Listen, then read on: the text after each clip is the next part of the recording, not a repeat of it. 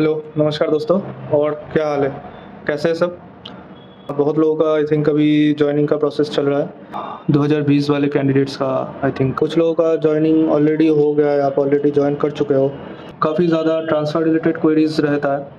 कुछ जो already join कर चुके हैं उनका भी मन में अगर आउट ऑफ होम स्टेट से कहीं दूर पे उनको पोस्टिंग मिला है तो उनके भी मन में घूम ही रहा होगा ये टॉपिक, ट्रांसफ़र कब करें, कैसे करें, कब अप्लाई करें, मिलेगा या नहीं मिलेगा, या इसका प्रोसेस क्या होता है। और जो अभी तक जॉइन नहीं किए, जिनका ऑप्शन फॉर्म आएगा डॉक्यूमेंट वेरिफिकेशन के टाइम में जो ऑप्शन फॉर्म देंगे वो उस हिसाब से अपना जो है रखना चाह रहे हैं प्रेफरेंस कि मुझे अपना होम स्टेट मिले, बाद में ट्रांसफ़र का इशू ना हो।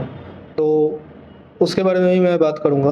तो पहले मैं सेकंड वालों के बारे में मैं बात करता हूँ, जिन लोगों का अभी जॉइनिंग हुआ नहीं है, जिन लोगों का डॉक्यूमेंट वेरिफिकेशन के साथ ऑप्शन फॉर्म देना पड़ेगा, उस हिसाब से उनका पोस्टिंग होगा और वो ट्रांसफ़र के बारे में अभी से सोच विचार कर रहे हैं, जिनका नंबर मार्क्स अच्छा खासा है। तो जाहिर सी बात है कि अभी से आपका दिमाग में आ रहा होगा ऑलरेडी कि फैमिली छोड़ने का तैयारी करें या से क्या करें।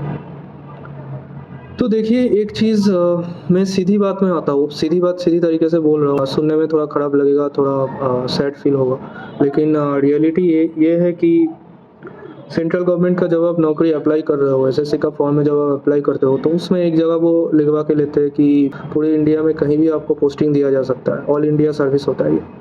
तो वो तो एक आपका ऑप्शन एक है। और उसके लिए आप मतलब ये कोई रूल नहीं है, आप उसमें कोई फ़ोर्स नहीं कर सकते हो या कोई रूलिंग आप रेफ़र नहीं कर सकते हो कि इस रूलिंग के तहत मुझे जो है देना ही पड़ेगा ट्रांसफ़र, अपने होम पोस्टिंग देना ही पड़ेगा, या ऐसा कुछ रूल नहीं है, ठीक है। बहुत लोगों को ये गलतफ़हमी है कि रूल है, डीओबीटी का कोई रूल होगा या कुछ रेफ़रेंस होगा, मैं उसको देख के एप्लीकेशन करूँगा, करना ही पड़ेगा, डिपार्टमेंट का ज़िम्मेदारी है। डिपार्टमेंट का कोई ज़िम्मेदारी है नहीं, सरकार का कुछ ज़िम्मेदारी है नहीं, वो आपको नौकरी दे रहा है, उनका ये शर्त ही होता है कि आपको इंडिया में कहीं भी पोस्टिंग दिया जाएगा, आपको वहाँ पे काम करना पड़ेगा। तो apart from that, there are some relaxations for women candidate, for female candidate, due to obvious reasons, जैसे कि कोई मैरिड हो गया या जो अनमैरिड है, अनमैरिड लेडी का उनका जनरली देखा जाता है कि जहाँ पे उनके पेरेंट्स रहते हैं तो प्रेफरेंस एक दिया जाता है कि उस लोकेशन में उनको पोस्टिंग दिया जाए।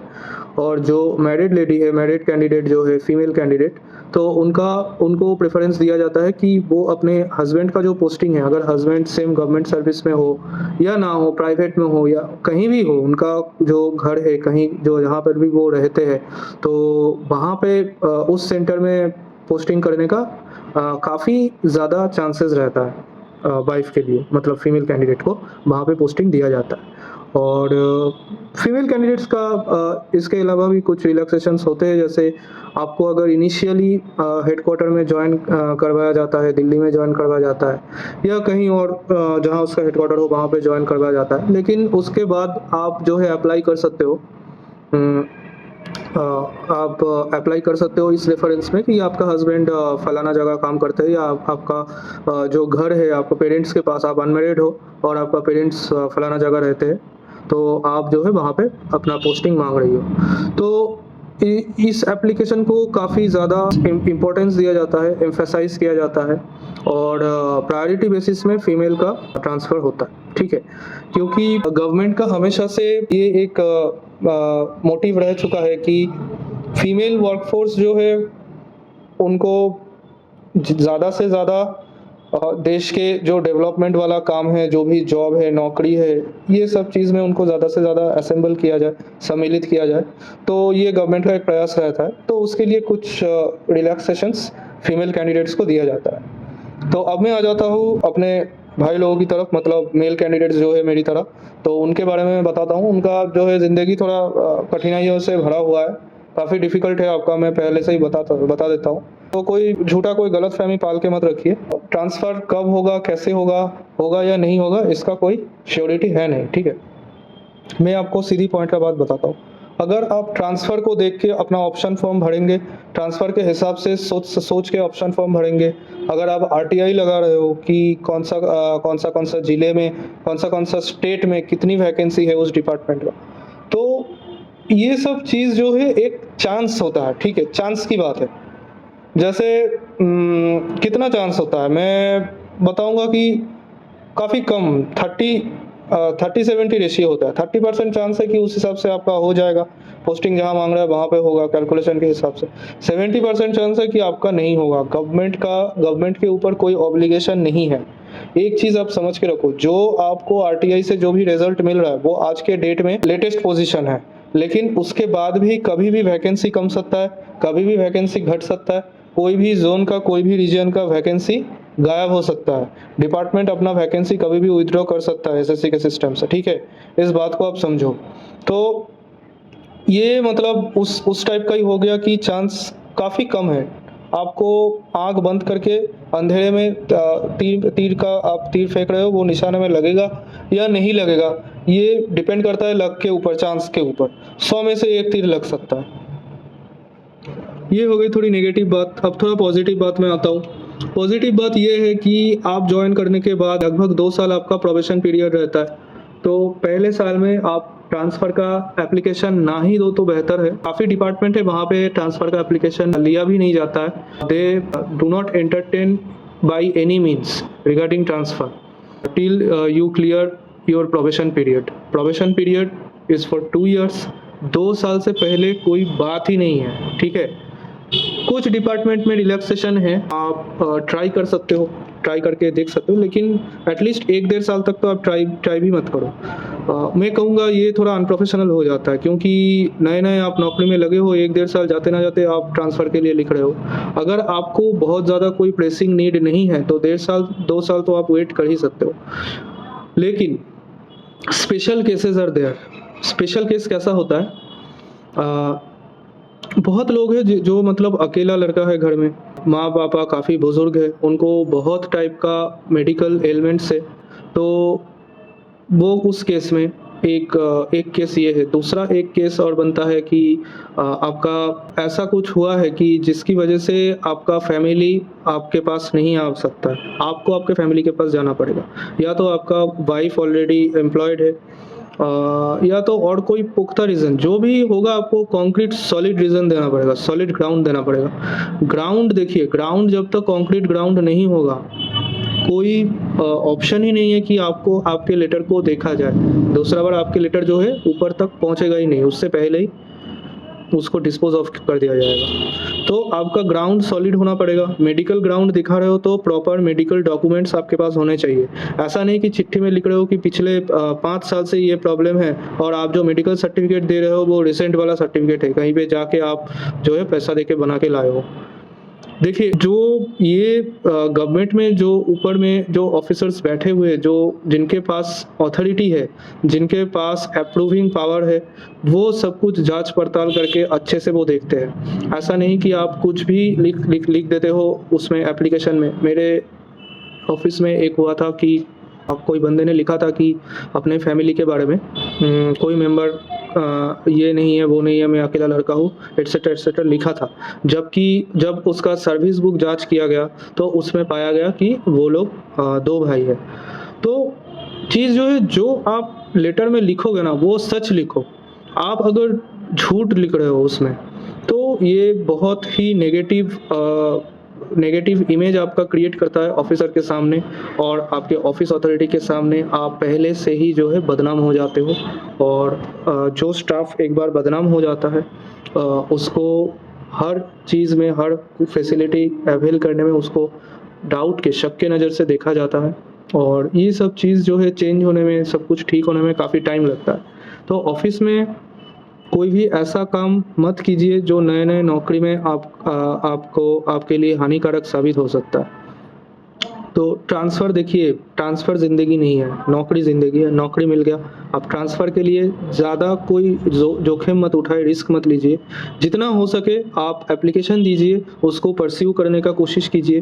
किसके पास जा रहा है, कौन-सा ऑफ़िसर के पास जा रहा है, उनसे पर्सनली मिल के आप रिक्वेस्ट कीजिए। जितना हो सके आप ये कोशिश कीजिए और कोई ना कोई रिप्लाई तो आपको बिल्कुल मिलेगा ही आपके एप्लीकेशन का। रिप्लाई अगर नहीं मिल रहा है तो आप फिर से एप्लीकेशन लिखिए, फिर से आप रिप्रेज़ेंट कीजिए। देखिए, एक स्टाफ़ के पास रिप्रेज़ेंटेशन करने का पूरा पावर होता है वो रिप्रेजेंटेशन कर सकता है, ये आपका हक है, ये आपसे कोई नहीं छीन छीन सकता है। जितना भी बड़े अधिकारी हो, चाहे वो जो भी हो, आईएएस हो, आईपीएस हो, जो भी बड़े अधिकारी हो, तो आप रिप्रेजेंटेशन हमेशा आप दे सकते हो। अब कुछ चीज़ें जो है हो जाता है जब आप कोई बड़े अधिकारी के साथ आप अटैच हुए हो एज अ पीए, तो उसमें आप जैसे जो रिप्रेजेंटेशन आप जब देते हो, तो आप रिप्रेजेंटेशन में जो जिनको एड्रेस करोगे वो आपका जो है हाईएस्ट अधिकारी होगा। अधिकारी जैसे डायरेक्टर हो सकता है, चेयरमैन हो सकता है, आपका डिपार्टमेंट में जो अधिकारी है, आपके ऑफिस में जो हाईएस्ट जो अथॉरिटी है, मतलब जिनके पास पावर है इस टाइप का अप्रूवल देने का, ठीक है, ट्रांसफ़र होगा या नहीं होगा, तो उनको एड्रेस करके आप लेटर लिखोगे और उसमें आपको थ्रू प्रॉपर चैनल लिखना पड़ेगा, क्योंकि आप डायरेक्ट उनको लेटर नहीं भेज सकते।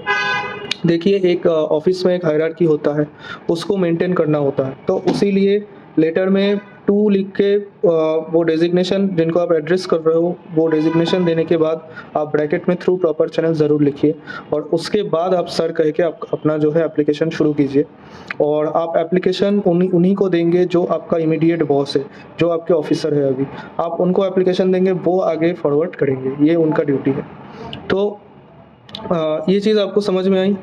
दूसरी बात ये है कि जब भी आप लिखोगे उसमें ट्रांसफ़र या अटैचमेंट आपको कौन सा चाहिए, इसके बारे में आपको क्लियर आइडिया होना चाहिए। दो टाइप का ट्रांसफ़र होता है, एक होता है अटैचमेंट बेसिस पे, एक होता है परमानेंट ट्रांसफ़र। देखिए, अटैचमेंट एक ऐसा चीज़ है ना कि जैसे आपको एक टेम्पोररी एक टाइम के लिए वो 6 महीना हो सकता है, 1 साल हो सकता है, 2 साल हो सकता है, या पूरा ज़िंदगी भी हो सकता है। डिपेंड करता है कि आपका अथॉरिटी कैसा है। चाहे वो जो भी लिखे कि आपको अटैच किया जा रहा है, अटैचमेंट में हमेशा चांस ये रहता है कि आपको कभी भी बुलाया जा सकता है, आपके जो है जॉइनिंग जो ऑफिस है वहाँ पे, क्योंकि आप अटैचमेंट में हो ना वहाँ पे, तो आपको वो ये लोग बुला सकते हैं कभी भी। तो जहाँ भी आप जाओगे, आपका कोशिश ये रहना चाहिए कि आपको पूरा प्रॉपर ट्रांसफ़र लेना है। अगर आपको प्रॉपर ट्रांसफ़र नहीं मिल रहा है, तो उस केस में आपको अटैचमेंट दिया जाएगा। अटैचमेंट में जितना दिन का आपका लिखा रहेगा, वो दिन जब जैसे बीत जाएगा ना, वो दिन ख़त्म होने से पहले ही 2-3 महीना पहले ही आपको एक एप्लीकेशन लिखना है अपने हेडक्वार्टर में, या जहाँ पे आपने रिपोर्ट किया था पहले, इनिशियल जो आपका मेन ऑफिस है, वहाँ पे आपको एप्लीकेशन लिखना है, और आपको उसमें लिखना है कि prayer for extension of attachment period for another dash years, जितना साल का आपको चाहिए या महीने का चाहिए या जो भी चाहिए, जितना मैक्सिमम आपको चाहिए, मैक्सिमम साल का आप लिख दो कि मैं जो है एक्सटेंशन के लिए आग्रही हूँ, मैं करना चाहता हूँ, तो कृपया मेरा एक्सटेंशन कर दीजिए। तो ये चीज़ एप्लीकेशन आपको 2-3 महीने पहले ही उसको शूट करना पड़ेगा, एप्लीकेशन भेज देना पड़ेगा। अब देखिए, मोस्ट ऑफ द टाइम क्या होता है, वापस बुलाया नहीं जाता है, लेकिन मैं आपको कोई झूठा तसल्ली में दूंगा नहीं, क्योंकि कभी भी कोई भी बुला सकता है, अथॉरिटी चेंज होता रहता है, और कब किसके मन में क्या है किसी को पता नहीं है।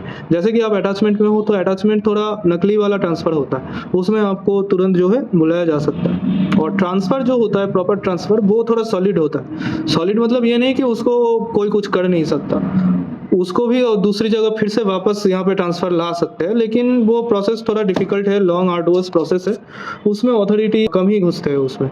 तो एक बार अगर ट्रांसफ़र का आपका हो गया, आपको अप्रूवल मिल गया, तो तुरंत जो है लोटा कंबल लेके भागिए, वहाँ पे रहिए ही मत। तुरंत जो है वहाँ से एनओसी लेके, क्लियरेंस फॉर्म, क्लियरेंस पूरा सब लेके आप जो है वापस ट्रांसफ़र के वहाँ पे चले जाइए। तो ट्रांसफ़र में कोई टाइम लिमिट नहीं होता है, ट्रांसफ़र परमानेंट होता है, लेकिन आपका जैसे प्रमोशन आएगा, तो उस टाइम में आउटलाइन यूनिट्स होते हैं या जो दूसरे ऑफिस होते हैं, जैसे कोई टायर 2 सिटी हो गया, टायर 3 सिटी हो गया, चाहे वो आपका होम टाउन हो, लेकिन उस ऑफिस में जब आप जाओगे, वहाँ पे प्रमोशन का चांस बहुत कम है। समझ रहे हो मेरी बात? एक चीज़ से बहुत सारे चीज़ जो है रिलेटेड है। जितना मैं बोलता जाऊँगा बहुत मैटर है, ये वीडियो मतलब बहुत लंबा खींचा जाएगा, तो मैं वो नहीं चाहता, मैं छोटा वीडियो रखना चाह रहा हूँ, तो इसलिए मैं ज़्यादा प्रमोशन का उसमें मैं नहीं जाता हूँ। लेकिन ये चीज़ जो है आपको जो मैं समझाना चाह रहा हूँ वो ये है कि प्रमोशन जब आप नेक्स्ट प्रमोशन आपका जब आएगा, ग्रेड 2 तो अभी सभी हो गए हैं, जिनका 2400 ग्रेड पे है, अगर उनको 4200 या 4600 का प्रमोशन आता है, तो शायद ही उस ऑफिस में 4200 या 4600 का पोस्ट होगा। अगर होगा भी वो ऑलरेडी शायद ऑक्यूपाइड पोस्ट होगा। तो आपका टोटल मिनिस्ट्री में जो आपका सीनियरिटी लिस्ट होता है, सीनियरिटी लिस्ट में अगर आपका नाम ऊपर है तो बाकी दूसरे शहर का कोई भी यूनिट में खाली होगा तो आपको प्रमोशन ऑफ़र किया जाएगा। प्रमोशन हमेशा ऑफ़र किया जाता है, आपके पास ऑप्शन होता है, आप उसको एक्सेप्ट करो या आप उसको डिक्लाइन करो। तो ये चीज़ हो गया, ठीक है। वैसे ट्रांसफ़र अगर आपका जहाँ पे हो जाता है, आपका होम टाउन में हो जाता है, तो आप वहाँ पे रह सकते हो जब तक ना अथॉरिटी से फिर से आपके पास लेटर आता है कि आपको वापस जॉइन करना है। और ये चीज़ जो है लेटर कम ही आता है, 5-7 साल में या 10 साल में तो आएगा नहीं। लेकिन अटैचमेंट काफ़ी ज़्यादा ढीला होता है प्रोसेस, अटैचमेंट थोड़ा फिकल टाइप का होता है, कब पता नहीं कब बुला ले, हमेशा एक डर जो है आपके ऊपर बैठा रहेगा। तो ये 2 प्रोसेस होता है, अटैचमेंट और परमानेंट ट्रांसफ़र। मुझे लगता है कि मैं लगभग सारे टॉपिक्स मैंने कवर कर दिए ट्रांसफ़र से रिलेटेड, जितने भी क्वेरी मेरे पास आता है। और इसके अलावा आपके पास आपके मन में और कोई क्वेरी है तो आप बिल्कुल बेझिझक, कमेंट सेक्शन खुला हुआ है, आप उसमें पूछिए। और ट्रांसफ़र का हमेशा कॉम्पैशनेट ग्राउंड में ट्रांसफ़र होता है, अथॉरिटी के साथ मत उलझिए या जो आपका ऑफिसर है उनसे कभी भी मत उलझिए। अगर आपको ट्रांसफ़र लेना है, सबसे प्यार से अच्छे से बात कीजिए, अच्छा नेटवर्क बनाइए और जो है जैसे ही आपका 1.5 साल हो जाता है, एप्लीकेशन तुरंत लिख के दे दीजिए ट्रांसफ़र के लिए। और ट्रांसफ़र होने का चांस मैं आपको पहले बता चुका हूँ, कोई श्योरिटी है नहीं। पूरा जो है आपका हो भी सकता है, नहीं भी हो सकता। तो चलिए गाइस, आप जो है पढ़ते रहिए और आगे और भी एग्ज़ाम आ रहा है, उसके लिए अच्छे से तैयारी कीजिए। ट्रांसफ़र के बारे में ज़्यादा मत सोचिए। देखिए, ज़िंदगी में जॉब बहुत ज़्यादा ज़रूरी है, ट्रांसफ़र से ज़्यादा ज़रूरी है। तो चलिए फिर, all the best, take care.